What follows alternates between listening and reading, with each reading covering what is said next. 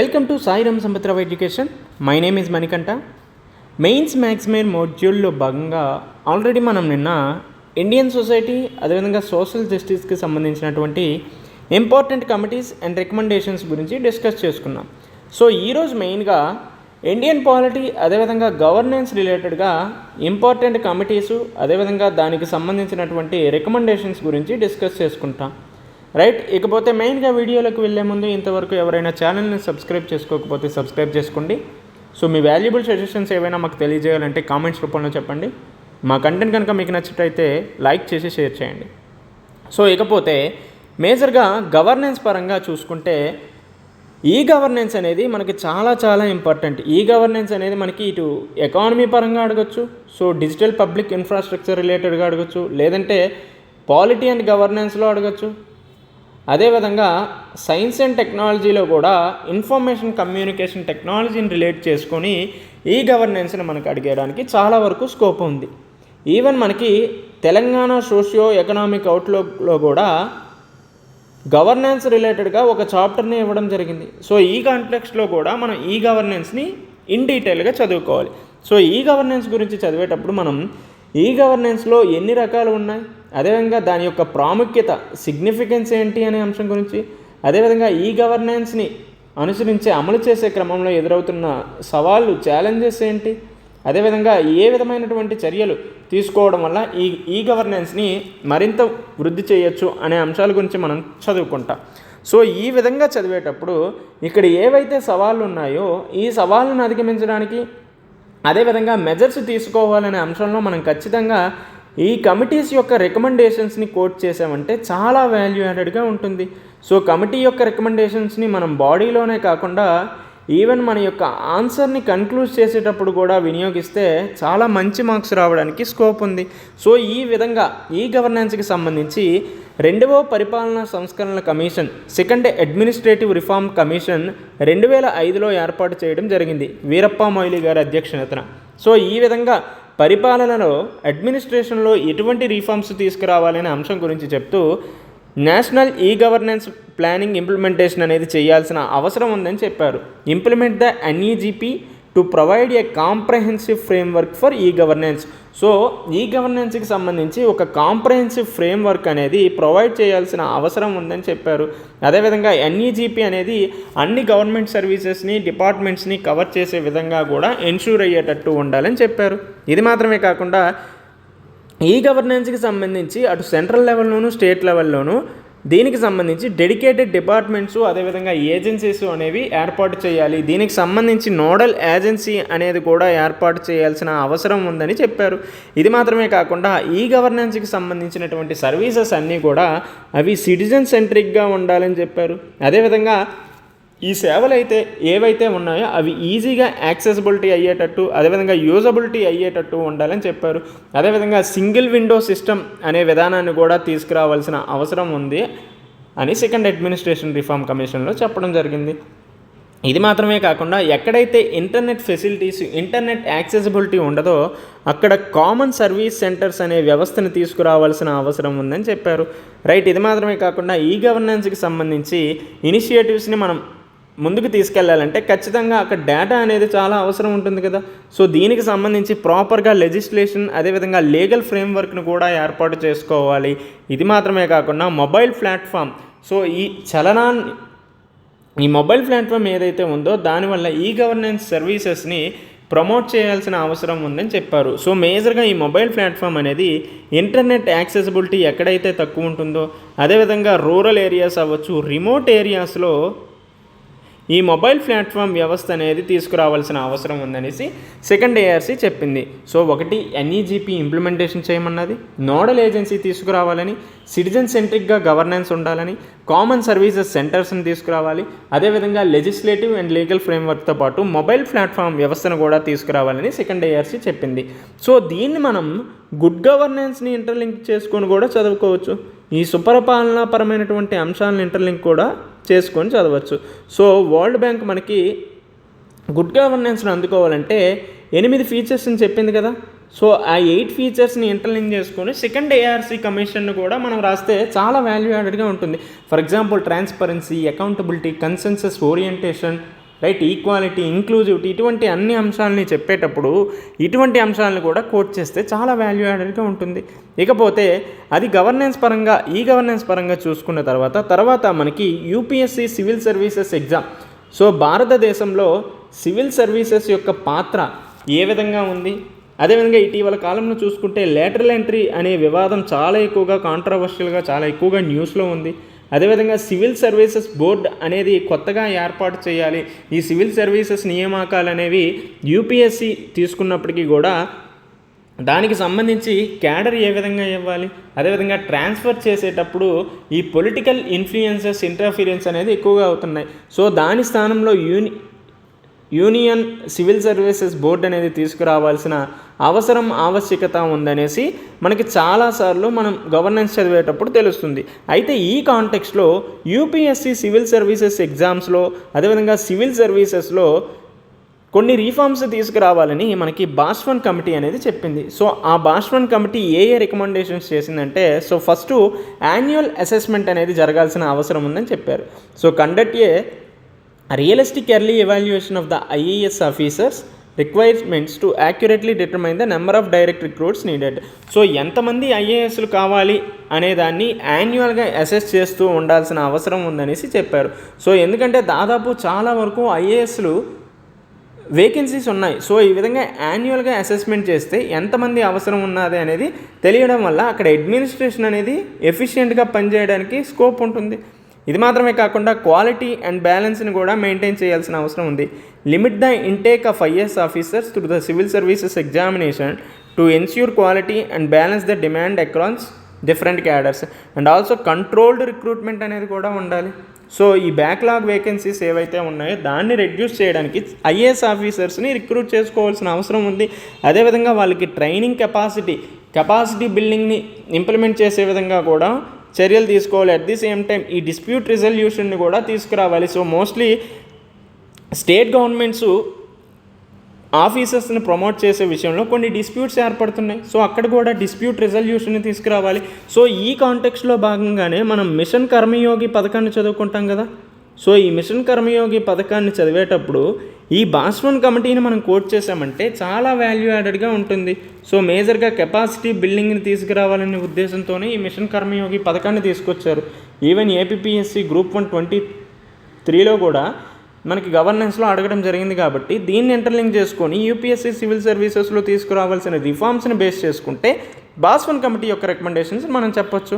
ఈ విధంగా UPSC civil services exam దాని యొక్క రికమెండేషన్ చెప్పిన తర్వాత కార్పొరేట్ గవర్నెన్స్కి సంబంధించినటువంటి అంశాలు చూసుకుంటే, కార్పొరేట్ పరిపాలన సంబంధించినటువంటి అంశాలు చూసుకుంటే మేజర్గా దీని గురించి ఎందుకు మనం ఎక్కువగా ఇప్పుడు డిస్కస్ చేస్తామంటే, ఇటీవల కాలంలో హిండెన్బర్గ్ రిపోర్ట్ ఏదైతే ఉందో అది అదానీ ఎంటర్ప్రైజెస్ మీద, అదేవిధంగా సెబీ మీద చాలా వరకు ఎలిగేషన్స్ చేయడం జరిగింది. సో ఇక్కడ షార్ట్ సెల్లింగ్ అనేది చాలా ఎక్కువగా జరుగుతుందని చెప్పారు. ఇది మాత్రమే కాకుండా 2009-10 సంవత్సరంలో సత్యం శాండల్ అనేది జరిగింది. సో ఇందులో మేజర్గా కార్పొరేట్లో సరైనటువంటి పరిపాలన లేకపోవటం వల్లే ఈ సత్యం స్కామ్ అనేది ఎక్కువగా జరిగింది. ఇది మాత్రమే కాకుండా ఎన్బిఎఫ్సి అయినటువంటి ఐఎల్ఎండ్ఎఫ్ఎస్ అనేది కూడా దివాలా తీయడం, ఇటీవల కాలంలో చాలా వరకు ఇన్సాల్వెన్సీ అనేవి చాలా కార్పొరేట్ సెక్టార్స్ని చూస్తున్నాం. ఇది మాత్రమే కాకుండా ఇటు బ్యాంకింగ్ సెక్టారు, అదేవిధంగా corporate sector twin balance sheet ఇష్యూతో ఇబ్బందులు పడుతున్నాయి. అదేవిధంగా కార్పొరేట్ సోషల్ రెస్పాన్సిబిలిటీ అవ్వచ్చు, కార్పొరేట్స్ అందిస్తున్న పొలిటికల్ ఫండింగ్స్లో ట్రాన్స్పరెన్సీ అనేది ఉండట్లేదనేసి, ఇది మాత్రమే కాకుండా క్రోనీ క్యాపిటలిజం భారతదేశంలో అతి ఎక్కువగా విజృంభిస్తుందని. సో ఈ విధమైనటువంటి అన్ని అంశాలని పరిశీలిస్తే కార్పొరేట్ గవర్నెన్స్ అనేది మనకి మెయిన్స్లో చాలా ఇంపార్టెంట్ టాపిక్ అని అర్థమవుతుంది. రైట్. దీనికి సంబంధించి కొన్ని కమిటీస్ ఉన్నాయి. ఆ కమిటీస్ కొన్ని రికమెండేషన్స్ కూడా చేసింది.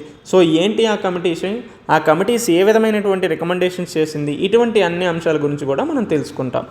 సో ఫస్ట్ కుమారం మంగళం బిర్లా కమిటీ 1999లో ఏర్పడినప్పుడు కొన్ని రికమెండేషన్స్ చేసింది. సో మేజర్గా బోర్డ్ ఆఫ్ డైరెక్టర్స్ యొక్క కాంపోజిషన్ ఏ విధంగా ఉండాలి అనే అంశం గురించి చెప్పింది. ఇది మాత్రమే కాకుండా ఒక ఆడిట్ కమిటీ అనేది కూడా ఉండాలని చెప్పింది. సో మేజర్గా సత్యం స్కామ్లో అంత పెద్ద స్కామ్ విండో డ్రెస్సింగ్ అవ్వడానికి మేజర్ రీజన్ అక్కడ సిఏ వ్యవస్థ సరిగ్గా లేకపోవడం. చార్టర్డ్ అకౌంటెంట్స్ ఎవరైతే ఉన్నారో వాళ్ళే విండో డ్రెస్సింగ్కి పాల్పడటం వల్ల సత్యం శాండల్ దాదాపు 9,000 కోట్ల స్కామే జరిగింది. సో ఈ విధంగా ఆడిట్ వ్యవస్థ ఎక్కడైతే సరిగ్గా ఉంటుందో అక్కడ ఖచ్చితంగా ఈ విధమైనటువంటి స్కామ్స్ అనేవి జరగకుండా అడ్డుకట్ట వేయచ్చు. సో దీన్ని బేస్ చేసుకొని Kumar Mangalam Birla committee audit committee should contain 3 independent directors with one having financial and accounting knowledge ఉండేటట్టు ఒక ఆడిట్ కమిటీని ఏర్పాటు చేయాలని చెప్పింది. అదేవిధంగా రెమ్యూనరేషన్ కమిటీ గురించి directors shall not be a member of more than 10 committees. So ఈ విధంగా బోర్డ్ ఆఫ్ డైరెక్టర్స్ ఏ విధంగా ఉండాలి, అదేవిధంగా బోర్డు అనేది సంవత్సరానికి ఎన్నిసార్లు మీటింగ్స్ జరగాలి, ఏ విధంగా మీటింగ్స్ జరగాలి, ఇటువంటి అన్ని అంశాలని రావడం జరిగింది. సో దీన్ని బేస్ చేసుకొని కార్పొరేట్ గవర్నెన్స్లో అనేక సంస్కరణలు రావాలనేసి కుమార మంగళం బిర్లా కమిటీ చెప్పింది. ఒకటి, బోర్డ్ ఆఫ్ డైరెక్టర్స్ యొక్క కాంపోజిషన్ ఏ విధంగా ఉండాలి, అదేవిధంగా ఆడిట్ కమిటీ అనేది ఏ విధంగా వ్యవహరించాలి, ఆడిట్ కమిటీలో 3 ఇండిపెండెంట్ మెంబర్స్ ఉండాలనేసి, అదేవిధంగా ఆ 3 ఇండిపెండెంట్ మెంబర్స్లో ఒకరు ఖచ్చితంగా ఫైనాన్షియల్ అండ్ అకౌంటింగ్ నాలెడ్జ్ ఉండేటట్టు ఉండాలని, రెమ్యూనరేషన్ కమిటీ ఏర్పాటు చేయాలని, అదేవిధంగా బోర్డు అనేది ప్రతి సంవత్సరానికి ఖచ్చితంగా 4 సార్లు మీటింగ్ అనేది కండక్ట్ చేయాలని, అదేవిధంగా డైరెక్టర్ ఎవరైతే ఉన్నారో ఆయన 10 కమిటీల కంటే ఎక్కువగా మెంబర్స్గా ఉండకూడదనేసి చెప్పడం జరిగింది.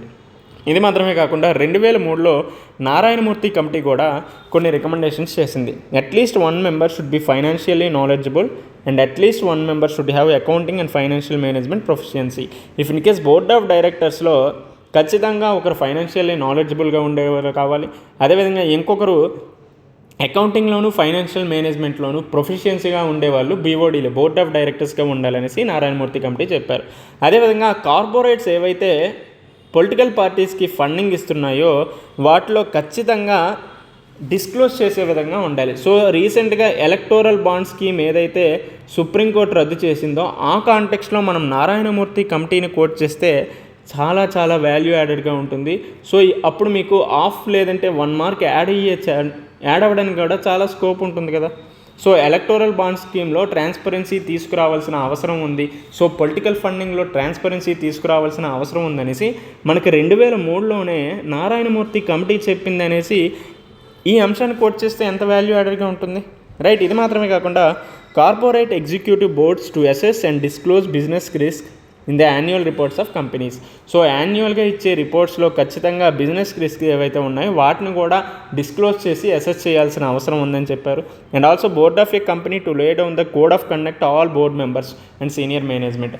సో ఎవరైతే సీనియర్ మేనేజ్మెంట్ ఉంటుందో అదేవిధంగా బోర్డు మెంబర్స్ అందరికీ కూడా ప్రవర్తనా నియమావళి code of conduct code of ethics అనేది ఉండాల్సిన అవసరం ఉందని చెప్పారు. సో ఈ విధంగా ఉంటే కార్పొరేట్ గవర్నెన్స్ని మరింత ముందుకు తీసుకెళ్ళవచ్చు అని చెప్పారు. ఇది మాత్రమే కాకుండా నాన్ ఎగ్జిక్యూటివ్ డైరెక్టర్స్కి ఏదైతే కాంపన్సేషన్ పే చేస్తున్నామో దాన్ని ముందుగానే డిస్క్లోజ్ చేయాల్సిన ఆవశ్యకత ఉందని కూడా చెప్పారు.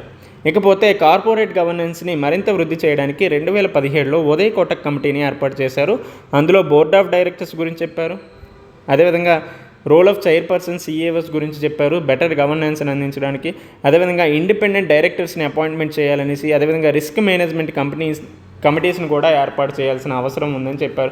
సో ఇటీవల కాలంలో మార్కెట్ క్యాపిటలైజేషన్ అదేవిధంగా చాలా వరకు స్టాక్ మార్కెట్ అనేది వృద్ధి చెందుతుంది. సో ఈ కాంటెక్స్లో రిస్క్ మేనేజ్మెంట్ కమిటీస్ అనేవి ఖచ్చితంగా ఉండాల్సిన అవసరం ఉందనేసి ఉదయ్ కోటక్ కమిటీ గారు చెప్పారు. సో ఎకానమీ సంబంధించి మనకి ఫైనాన్షియల్ మార్కెట్స్ రిలేటెడ్ ఏదైనా క్వశ్చన్ ఇస్తే అక్కడ మనం ఉదయ్ కోటక్ కమిటీకి సంబంధించి రిస్క్ మేనేజ్మెంట్ కమిటీ గురించి అదేవిధంగా ఇండిపెండెంట్ డైరెక్టర్స్ని అపాయింట్మెంట్ చేయాలని చెప్పామంటే చాలా వాల్యూ యాడెడ్గా ఉంటుంది. సో ఈ విధంగా కార్పొరేట్ గవర్నెన్స్ గురించి మనం చదువుకుంటాం. సో ఒకటి ఈ గవర్నెన్స్ గురించి చదువుకున్నాం, అదేవిధంగా కార్పొరేట్ గవర్నెన్స్ గురించి చదువుకున్నాం. ఇకపోతే భారతదేశంలో 2024 సంవత్సరం అనేది చాలా ఇంపార్టెంట్. ఎందుకంటే 2024లో ఎలక్షన్ ఇయర్గా చెప్పుకుంటాం. సో ఈ ఇయర్లోనే సైమల్టేనియస్ ఎలక్షన్స్ని కండక్ట్ చేయాలనేసి ఈవెన్ ఇండిపెండెంట్ డే స్పీచ్లో కూడా ప్రధానమంత్రి గారు మాట్లాడడం జరిగింది. కాబట్టి ఎలక్షన్ అదేవిధంగా రాజకీయాలకి సంబంధించినటువంటి రీఫార్మ్స్ అనేవి అవసరం అనేసి మనం ఇక్కడ చదువుకోవచ్చు. దానికి సంబంధించినటువంటి కమిటీస్ అవ్వచ్చు, రికమెండేషన్స్ మనం చదువుకోవాలి. సో మేజర్గా మనం ఇంతకుముందు చదువుకున్నట్టే భారతదేశంలో రాజకీయాల్లో చాలా వరకు నేర చరిత్ర ఉన్న సభ్యులు అనేవాళ్ళు ఎక్కువగా అవుతున్నారు. అట్ ది సేమ్ టైం పోటీ చేయడమే కాకుండా ఈవెన్ వాళ్ళు ఎలక్ట్ కూడా అవుతున్నారు. ఎలక్టెడ్ మెంబర్స్గా కూడా ఏర్పడి లా బ్రేకర్సే లా మేకర్స్గా మారుతున్నారు. సో ఈ విధంగా క్రిమినలైజేషన్ ఆఫ్ పాలిటిక్స్ భారతదేశంలో ఏ విధంగా ఉంది, దానికి సంబంధించి ఏవైనా కమిటీస్ ఏర్పాటు చేశారా, ఒకవేళ ఏర్పాటు చేస్తే రికమెండేషన్స్ ఏంటి చెప్పారు, అదేవిధంగా పొలిటికల్ ఫండింగ్ అనేది ప్రధానమైనటువంటి సమస్యగా చెప్పుకోవచ్చు. దీనికి సంబంధించి ఎలక్టోరల్ బాండ్ స్కీమ్ గురించి కూడా మనం ప్రీవియస్గా పాలిటీ అండ్ గవర్నెన్స్ రిలేటెడ్గా సమాచార్ సిరీస్లో చెప్పడం జరిగింది. ఇన్ కేస్ ఎవరైనా చూడకపోతే దానికి చూడండి. సో ఆ కాంటెక్స్ట్లో పొలిటికల్ ఫండింగ్కి సంబంధించి మనకి నారాయణమూర్తి కమిటీ చెప్పింది కార్పొరేట్ గవర్నెన్స్లో భాగంగా. అదేవిధంగా ఇక్కడ ఎలక్షన్ అండ్ పాలిటిక్స్ రిలేటెడ్లో ఇంకేమైనా అంశాలు ఉన్నాయా, అదేవిధంగా పొలిటికల్ పార్టీసు ఆర్టీఐ పరిధిలోకి తీసుకురావాలని, అదేవిధంగా ఇటీవల కాలంలో ఫిరాయింపులు డిఫెక్షన్స్ అనేవి ఎక్కువగా అవుతున్నాయి. ఇది మాత్రమే కాకుండా కొత్తగా 2023లో CEC and other election commissioner bill అనేది కూడా వచ్చింది. సో ఈ విధంగా చూసుకుంటే ఎలక్షన్ అండ్ పాలిటిక్స్ అనేది చాలా ఇంపార్టెంట్ టాపిక్ అని మనకు అర్థమవుతుంది. ఇటు ఎస్ఏలు అవ్వచ్చు, అటు పాలిటీలో కూడా మనకి చాలా వరకు ఇంపార్టెంట్. సో మేజర్గా మొన్న జరిగిన యూపీఎస్సి GS2లో భాగంగా మనకి డైరెక్ట్గా ఫస్ట్ క్వశ్చనే వన్ నేషన్ వన్ ఎలక్షన్స్ గురించి ఇవ్వడం జరిగింది. సో ఈ కాంటెక్స్లో మనకి ఎస్ఏ పర్స్పెక్టివ్లో అవ్వచ్చు, లేదంటే పాలిటీ పర్స్పెక్టివ్లో ఖచ్చితంగా ఎలక్షన్స్ మీద క్వశ్చన్ అడగడానికి చాలా వరకు స్కోప్ ఉంది. సో ఈ కాంటెక్స్లో 1990లో ఎన్నికల సంస్కరణలకు అనుగుణంగా దినేష్ గోస్వామి కమిటీని ఏర్పాటు చేశారు. ఈ కమిటీ దినేష్ గోస్వామి కమిటీని ఏర్పాటు చేయడం జరిగింది. సో ఇది ఏం అంశాలు చెప్పిందంటే ఎలక్షన్ కమిషన్ అనేది అప్పటి వరకు సింగిల్ మెంబర్ బాడీగా ఉండేది. సో ఈ సింగిల్ మెంబర్ బాడీగా కాకుండా మల్టీ మెంబర్ బాడీగా ఏర్పాటు చేయాలని చెప్పింది. సో ప్రజెంట్ ఎలక్షన్ కమిషన్ కూడా మల్టీ మెంబర్ బాడీగానే ఉంది. సో ఈ అంశాన్ని విడిచిపెట్టిన తర్వాత అంశాలను మనం గుర్తుపెట్టుకోవాల్సిన అవసరం ఉంది. So appointment of CEC chief election కమిషనర్ని ఏ విధంగా అపాయింట్మెంట్ చేయాలనే అంశం గురించి చెప్పారు. The chief election commissioner should be appointed by the president in consultation with the CGI and leader of opposition party. So ఇక్కడ CJIకి అదేవిధంగా ప్రెసిడెంట్కి, so leader of opposition party ఈ ముగ్గురు సభ్యులను ఖచ్చితంగా ఇంక్లూడ్ చేయాలి ఈ కమిటీస్లో అని చెప్పడం జరిగింది. అయితే ఇటీవల కాలంలో CEC and other election commissioner bill 2023లో భాగంగా ఈ అపాయింట్మెంట్ ఆఫ్ సిఈసి అనే అంశం చాలా వరకు కాంట్రవర్షియల్గా మారింది. సో ఈ కాంటెక్స్ట్లో మనం దినేష్ గోస్వామి కమిటీని యాడ్ చేస్తే చాలా వాల్యూ యాడెడ్గా ఉంటుంది. రైట్, ఇక్కడ ఇందులో లీడర్ ఆఫ్ అపోజిషన్ పార్టీ ఉన్నప్పటికీ కూడా సిజేఐ అనేది తీయడం జరిగింది.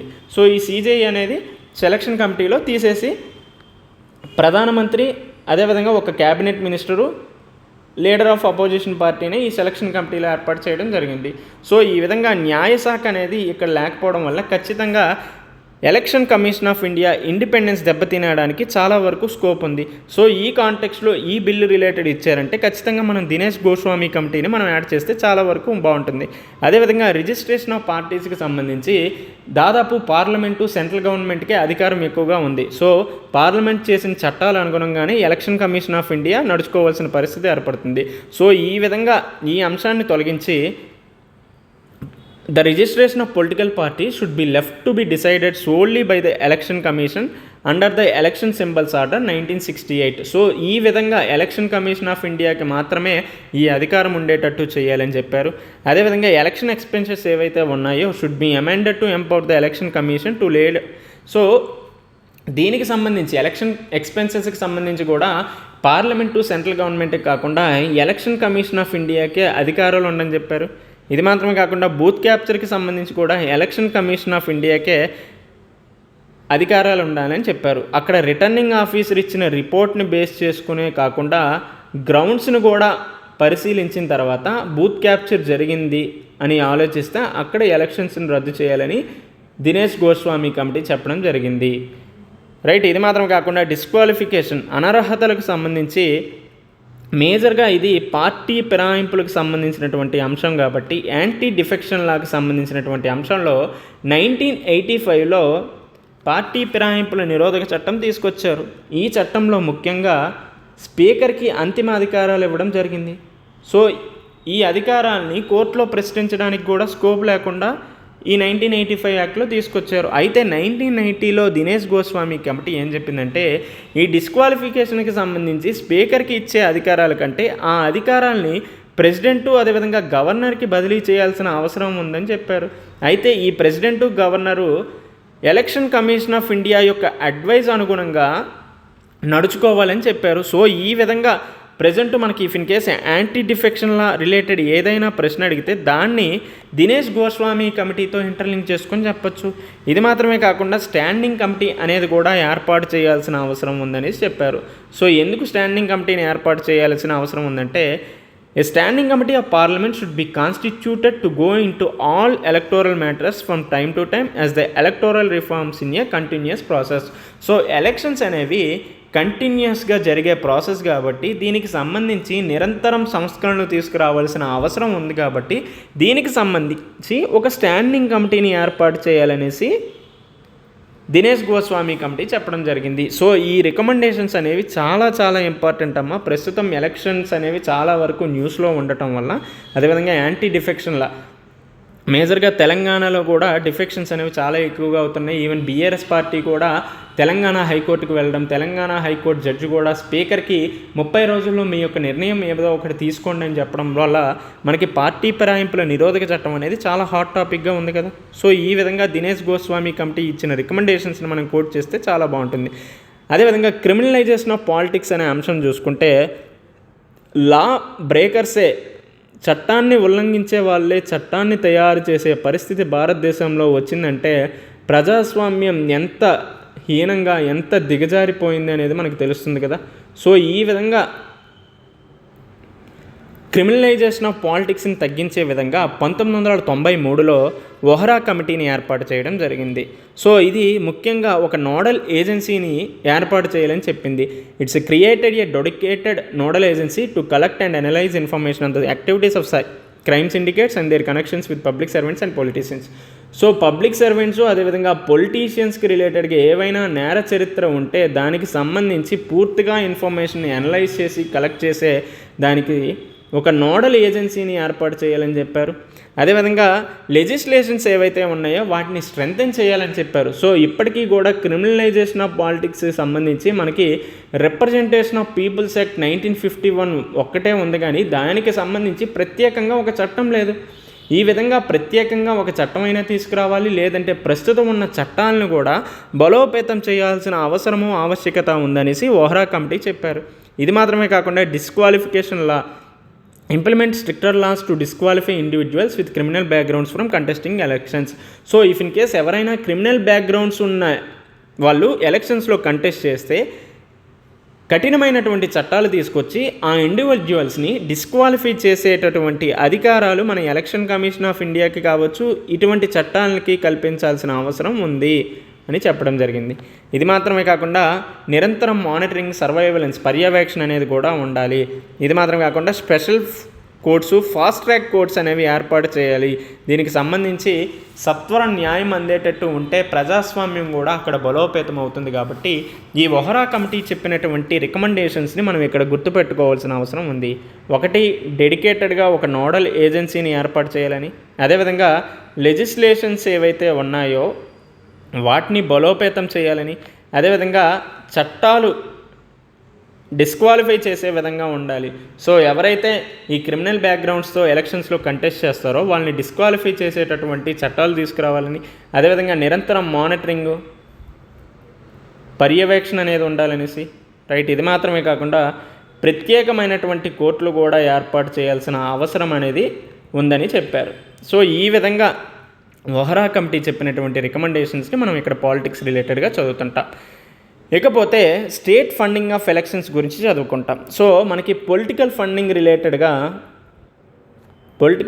రిలేటెడ్గా ఇటీవల కాలంలో ఎలక్టోరల్ బాండ్స్కి సంబంధించినటువంటి స్కీమ్ని సుప్రీంకోర్టు రద్దు చేయడం జరిగింది కదా. ఇది అందరికీ మనకు తెలిసిందే. దీనికి సంబంధించి వీడియో కూడా మనం ఆల్రెడీ యూట్యూబ్లో చేసాం. ఇఫ్ ఇన్ కేస్ ఎవరైనా చూడకపోతే ఈ సమాచార్ సిరీస్లో భాగంగానే మనకి పాలిటీ అండ్ గవర్నెన్స్ రిలేటెడ్గా ఉంటుంది, అది చూడండి. సో ఈ పొలిటికల్ ఫండింగ్ రిలేటెడ్గా స్టేట్ ఫండింగ్ ఆఫ్ ఎలక్షన్స్ అనే వ్యవస్థను తీసుకురావాలని 1999లో ఇంద్రజిత్ కమిటీ అనేది చెప్పడం జరిగింది. సో ఇంద్రజిత్ గుప్తా కమిటీ ఏం చెప్పిందంటే స్టేట్ ఫండ్ ఆఫ్ ఎలక్షన్స్ అనేవి తీసుకురావాల్సిన అవసరం ఉందని చెప్పారు. So the committee recommended partial state funding of elections to reduce the influence of money power in elections. So ఎన్నికలలో మనీ పవర్, మజిల్ పవర్ని తగ్గించాలి అనే ఉద్దేశంతో partial state fund of elections అనే విధానాన్ని తీసుకురావాల్సిన అవసరం ఉందని చెప్పారు. సో మేజర్గా స్టేట్ ఫండ్ ఆఫ్ ఎలక్షన్స్ అంటే ఏమంటే గవర్నమెంటే పొలిటికల్ పార్టీకి అదేవిధంగా కంటెస్ట్ చేసే మెంబర్కి ఫండింగ్ అనేది ప్రొవైడ్ చేయడం జరుగుతుంది. సో ఈ ఫండింగ్స్ మాత్రమే ఎలక్షన్స్కి వాళ్ళ యొక్క ఖర్చులకి ఖర్చు పెట్టుకోవాల్సిన అవసరం ఉంది. సో ఈ విధంగా ఉంటే మనీ పవర్ అనేది ఎలక్షన్స్లో కంట్రోల్ చేయడం జరుగుతుందనేసి ఈ వ్యవస్థను తీసుకురావాలని ఇంద్రజిత్ గుప్తా కమిటీ చెప్పారు. ఇది మాత్రమే కాకుండా ఈ స్టేట్ ఫండ్ ఆఫ్ ఎలక్షన్స్ను పొందాలంటే ఎలిజిబిలిటీ క్రైటీరియాను కూడా ఏర్పాటు చేయడం జరిగింది. So it provided only to the recognised national and state parties and not to independent candidates. ఏం చెప్పిందంటే స్వాతంత్ర అభ్యర్థులకి కాకుండా కేవలం జాతీయ రాష్ట్ర పార్టీలకు మాత్రమే ఈ స్టేట్ ఫండ్ ఆఫ్ ఎలక్షన్స్ని ప్రొవైడ్ చేయాల్సిన అవసరం ఉందని చెప్పారు. To be eligible for state funding political party should meet specific criteria such as securing a minimum percentage of vote seats in previous elections. So if in case state funding పొందాలంటే ఒక specific criteria అనేది ఏర్పరచడం జరిగింది. ఏంటంటే అందులో minimum percentage of votes, అదేవిధంగా seats previous ఎలక్షన్స్లో ఎన్ని సీట్లు గెలిచారు అనే అంశం ఆధారంగా స్టేట్ ఫండింగ్ అనేది ఇవ్వడం జరుగుతుంది. ఇది మాత్రమే కాకుండా ఏ విధంగా స్టేట్ ఫండింగ్ ఉంటుంది, సో ఫామ్స్ ఎన్ని రకాలుగా ఉంటుందంటే ఒకటి పబ్లిక్ బ్రాడ్కాస్టింగ్ సర్వీసెస్కి సంబంధించినటువంటి సబ్సిడైజ్డ్ యాక్సెస్ ఇస్తారు. అదేవిధంగా posters, banners, other campaign materials ఇవ్వడం జరుగుతుంది. ఇది మాత్రమే కాకుండా if in case political parties ఎలక్షన్స్కి సంబంధించి ఏవైనా ఖర్చులు చేస్తే అక్కడ రియంబర్స్మెంట్ సౌకర్యం కూడా కల్పించడం జరిగింది. సో ఈ విధంగా స్టేట్ ఫండింగ్ అనేది ఉంటుందనేసి ఇంద్రజిత్ కమిటీ చెప్పడం జరిగింది. ఇది మాత్రమే కాకుండా ట్రాన్స్పరెన్సీ అండ్ అకౌంటబిలిటీ కూడా పొలిటికల్ పార్టీసు ఉండాలని చెప్పారు. ఇఫ్ ఇన్ కేస్ స్టేట్ ఫండింగ్కి సంబంధించి ట్రాన్స్పరెన్సీ, అకౌంటబిలిటీ కూడా ఉండాలనేసి చెప్పారు. These accounts should be audited by the election commission to ensure transparency and accountancy. So ఈ అకౌంట్స్ని ఎవరు ఆడిట్ చేస్తారంటే election commission of India audit చేయడం జరుగుతుంది. ఎందుకంటే పారదర్శకత, జవాబుదారీతనాన్ని తీసుకొచ్చే విధంగా ఎలక్షన్ కమిషన్ ఆఫ్ ఇండియానే దీనికి సంబంధించి ఆడిట్ చేస్తుంది. And parties should also make their accounts available for public scrutiny to promote transparency. So ట్రాన్స్పరెన్సీని ప్రమోట్ చేసే విధంగా పొలిటికల్ పార్టీసే ముందుగా డిస్క్లోజ్ చేయాల్సిన అవసరము, ఆవశ్యకత ఉందనేసి ఇంద్రజిత్ కమిటీ చెప్పింది. అయితే ప్రస్తుతం ఎలక్టోరల్ బాండ్స్ పథకం అవ్వచ్చు, పొలిటికల్ పార్టీస్ని ఆర్టీఐ పరిధిలోకి తీసుకురావాలి, అదేవిధంగా పొలిటికల్ ఫండింగ్లో ట్రాన్స్పరెన్సీ, ఇటువంటి అన్ని అంశాలని ఇంటర్లింక్ చేస్తే మనకి ఇంద్రజిత్ కమిటీ యొక్క రికమెండేషన్స్ అనేవి చాలా వరకు హెల్ప్ అవుతాయి కదా, రైట్. ఈ విధంగా ఇంద్రజిత్ కమిటీ యొక్క రికమెండేషన్స్ని మనం చెప్పుకుంటాం. ఇకపోతే ఎలక్టోరల్ లాస్, ఎన్నికల చట్టాలకి సంబంధించి 1999లో 170th రిపోర్ట్ అనేది లా కమిషన్ ఇవ్వడం జరిగింది. అందులో భాగంగా ఏ అంశాలను డిస్కస్ చేసిందంటే, సో ఫస్ట్ డిస్క్వాలిఫికేషన్కి సంబంధించి the commission proposed section 8 should remain as it is but introduced section 8B to disqualify candidates on the framing charges of certain offences instead of waiting for a conviction. So representation of people's act 1951లో కొన్ని సవరణలు చేయాల్సిన అవసరం ఉందనేసి చెప్పారు. దానికి సంబంధించి disqualification చేయాలి అనే అంశాల గురించి కూడా ఇక్కడ చెప్పడం జరిగింది, అనర్హతలకు సంబంధించి, రైట్. ఇది మాత్రమే కాకుండా audit of accounts, the political party should maintain accounts of all amounts received and expenses incurred. These accounts should be audited annually by an independent auditor and submitted to the election commission. So ఈ political పార్టీస్కి ఏవైతే fundings వస్తాయో అవి ఖచ్చితంగా యాన్యువల్గా audit చేయాల్సిన అవసరం ఉందని చెప్పారు. సో వీటన్నిటిని కూడా ఎవరు ఆడిట్ చేస్తారంటే ఇండిపెండెంట్ ఆడిటర్ ద్వారా ఆడిట్ చేయాల్సిన అవసరం ఉందనేసి మనకి 170th లా కమిషన్ రిపోర్ట్ 1999లో చెప్పడం జరిగింది. సో ఇది మాత్రమే కాకుండా స్టేట్ ఫండింగ్ ఆఫ్ ఎలక్షన్స్ గురించి కూడా చెప్పారు. State funding of elections already మనం ఇంద్రజిత్ గుప్తా కమిటీ గురించి చెప్పాం కదా. ఇది మాత్రమే కాకుండా లిస్ట్ సిస్టమ్ గురించి ఆల్రెడీ మనకి ఎలక్షన్స్ కండక్ట్ చేసే విధానంలో first past the post system, అదేవిధంగా proportional representation by single transferable vote విధానం, అదేవిధంగా లిస్ట్ సిస్టమ్ అనేవి ఉంటాయి. సో ఈ విధంగా ఈ రెండు సిస్టమ్సే కాకుండా ఈ లిస్ట్ సిస్టమ్ అనేది కూడా తీసుకురావాల్సిన అవసరం ఉందనేసి చెప్పారు. ఇది మాత్రమే కాకుండా 2004లో ఎలక్టోరల్ రిఫార్మ్స్కి సంబంధించి ఎలక్షన్ కమిషన్ ఆఫ్ ఇండియా కూడా కొన్ని అంశాలను చెప్పడం జరిగింది. అందులో మెయిన్గా క్రిమినల్ యాంటీసిడెంట్స్ అండ్ అసెట్స్ గురించి, candidate must file affidavits disclosing criminal cases, convictions, assets, liability, educational qualifications. So 2004లో కొన్ని ప్రపోజల్స్ చేసింది. ఏంటంటే క్రిమినల్ కేసెస్, అదేవిధంగా convictions, assets, liabilities, education qualifications ఇవన్నీ కూడా ఏవైతే నామినేషన్ పత్రాలు ఉంటాయో అందులో డిస్క్లోజ్ చేయాల్సిన అవసరం ఉందనేసి చెప్పడం జరిగింది. ఇది మాత్రమే కాకుండా కంటెస్టింగ్లో సంబంధించి రిస్ట్రిక్షన్స్ను కూడా వేయడం జరిగింది. సో మోస్ట్లీ ఇప్పుడు ఒక ఎమ్మెల్యే 2 స్థానాల్లో పోటీ చేసే ఆస్కారం ఉంది. సో ఈ విధంగా పోటీ చేయడం వల్ల ఇఫ్ ఇన్ కేసు 2 సీట్లలో కూడా గెలిచారంటే ఖచ్చితంగా ఒక సీట్లలోనే ఆయన ఇది చేయాలి, ఇంకో సీట్లో రిజైన్ చేయాల్సిన అవసరం ఉంది. సో ఈ ఒక్క సీటుకి మళ్ళీ బై ఎలక్షన్స్ కండక్ట్ చేయడం వల్ల అక్కడ చాలా వరకు ఖర్చులు పెరుగుతాయి. సో ఈ విధానాన్ని రిస్ట్రిక్ట్ చేసే విధంగా కూడా కొన్ని రీఫార్మ్స్ చేసింది. అదేవిధంగా నెగిటివ్ అండ్ న్యూట్రల్ ఓటింగ్లో భాగంగా నోటాను కూడా తీసుకురావాల్సిన అవసరం ఉందని చెప్పారు. ఇది మాత్రమే కాకుండా గవర్నమెంట్ అడ్వర్టైజ్మెంట్స్ ఏవైతే ఉన్నాయో వాటిని కూడా రెగ్యులేట్ చేయాలని చెప్పడం జరిగింది. అల్టిమేట్గా యాంటీ డిఫెక్షన్ల పార్టీ ఫిరాయింపులకు సంబంధించినటువంటి అంశాల గురించి కూడా చెప్పింది. సో ఇక్కడ స్పీకర్కి ఏదైతే రోల్ ఎక్కువ ఇవ్వడం జరిగిందో ఆ స్పీకర్ యొక్క రోల్ని తగ్గించి అక్కడ గవర్నర్కి అదేవిధంగా ప్రెసిడెంట్కి రోల్ అనేవి ఇంక్రీజ్ చేయాలని చెప్పారు. ఇఫ్ ఇన్ కేస్ వీళ్ళు డెసిషన్ తీసుకున్నప్పటికీ కూడా అక్కడ ఎలక్షన్ కమిషన్ ఆఫ్ ఇండియా ఇచ్చినటువంటి అడ్వైజ్ ఆధారంగానే వాళ్ళ యొక్క డెసిషన్ తీసుకోవాలనేసి చెప్పడం జరిగింది. రైట్, ఈ విధంగా ఎలక్షన్కి రిఫార్మ్స్కి సంబంధించినటువంటి అంశాలు మనం చదువుకుంటేనే లాస్ట్గా ఇటీవల కాలంలో సైమల్టేనియస్ ఎలక్షన్స్, జమిలీ ఎన్నికలు, ఒకే దేశం ఒకే ఎన్నిక అనేది చాలా వరకు న్యూస్లో ఉంది కదా. ఈవెన్ యూపీఎస్సీ రీసెంట్గా 2024 GS2 పేపర్లో కూడా ఫస్ట్ క్వశ్చన్ 1 నేషన్ 1 ఎలక్షన్స్ గురించి ఇచ్చారు. కాబట్టి ఇది మనకి టీజీపీఎస్సీ గ్రూప్ 1 అవ్వచ్చు, ఏపీపీఎస్సీ గ్రూప్ 1లో కూడా చాలా వరకు ఇంపార్టెంట్. ఈవెన్ గ్రూప్ 2లో కూడా మనకి అడగడానికి చాలా ఎక్కువగా స్కోప్ ఉంది. రైట్, ఈ కాంటెక్స్లో సైమల్టేనియస్ ఎలక్షన్స్ కోసం రామ్నాథ్ కోవింద్ గారి అధ్యక్షతన ఒక హై లెవెల్ కమిటీ ఏర్పాటు చేయడం జరిగింది. ఆయన అందులో కొన్ని రికమెండేషన్స్ చేశారు. Simultaneous elections will ensure stable governance, minimise policy disruptions and reduce election cost while increasing voter participation అని చెప్పారు. సో ఈ సైమల్టేనియస్ ఎలక్షన్స్ తీసుకురావడం వల్ల గవర్నెన్స్ స్టెబిలిటీ పెరుగుతుంది, అదేవిధంగా పాలసీ డిస్ట్రప్షన్స్ ఏవైతే ఉంటాయో అవి మినిమైజ్ చేయడం జరుగుతుంది, అదేవిధంగా ఎలక్షన్ కాస్ట్ను కూడా రిడ్యూస్ చేయొచ్చు, at the same time voter యొక్క పార్టిసిపేషన్ను కూడా ఇంక్రీజ్ చేయొచ్చు అని చెప్పారు. ఇది మాత్రమే కాకుండా ఇంప్లిమెంటేషన్లో ఫ్రేమ్వర్క్లో కూడా మార్పులు చేయాలని చెప్పారు. Term adjustment of hung legislatures గురించి, అదేవిధంగా స్టేట్ రాటిఫికేషన్ ఉండాలని చెప్పారు. If in case parliament, state legislative అసెంబ్లీస్కి సంబంధించి సైమల్టేనియస్ ఎలక్షన్స్ కండక్ట్ చేస్తే అక్కడ స్టేట్ యొక్క రాటిఫికేషన్ అవసరం లేదు. కానీ ఇఫ్ ఇన్ కేస్ మున్సిపాలిటీసు లేదంటే లోకల్ బాడీస్కి సంబంధించి సైమల్టేనియస్ ఎలక్షన్స్ కండక్ట్ చేయాలంటే అక్కడ ఖచ్చితంగా హాఫ్ ఆఫ్ ద స్టేట్ యొక్క రాటిఫికేషన్ అవసరం అని చెప్పారు. అదేవిధంగా సింగిల్ ఎలక్టోరల్ రోల్, దేశం మొత్తం కూడా ఒకే ఎలక్టోరల్ రోల్ అనేది తీసుకురావాలని చెప్పారు. అదేవిధంగా లాజిస్టికల్ రిక్వైర్మెంట్స్ని కూడా దృష్టిలో పెట్టుకోవాల్సిన ఆవశ్యకత ఉందనేసి మనకి రామ్నాథ్ కోవింద్ గారు అధ్యక్షతన ఈ కమిటీ అనేక సూచనలు చేయడం జరిగింది.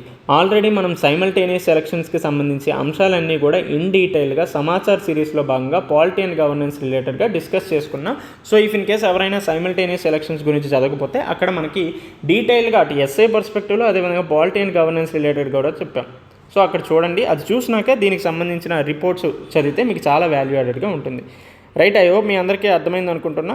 ఇది మాత్రమే కాకుండా 2వ పరిపాలనా సంస్కరణల కమిటీ కూడా 2వ పరిపాలనా సంస్కరణల కమిషన్ కూడా కొన్ని రికమెండేషన్స్ చేసింది. ఫస్ట్ నోటా ఆప్షన్ గురించి చెప్పింది. These votes should be counted. So ఈ నోటా అనే బటన్ ఏదైతే ఉందో అందులో వేసినటువంటి ఓట్లు కూడా కౌంట్ చేయాల్సిన అవసరం ఉందని చెప్పారు. అదేవిధంగా ఎక్స్పెండిచర్ సీలింగ్స్ని పీరియాడికల్గా రివైజ్ చేస్తూ ఉండాలని చెప్పారు. అదేవిధంగా డిఫెక్షన్స్కి సంబంధించి డిస్క్వాలిఫికేషన్ గురించి కూడా చెప్పడం జరిగింది.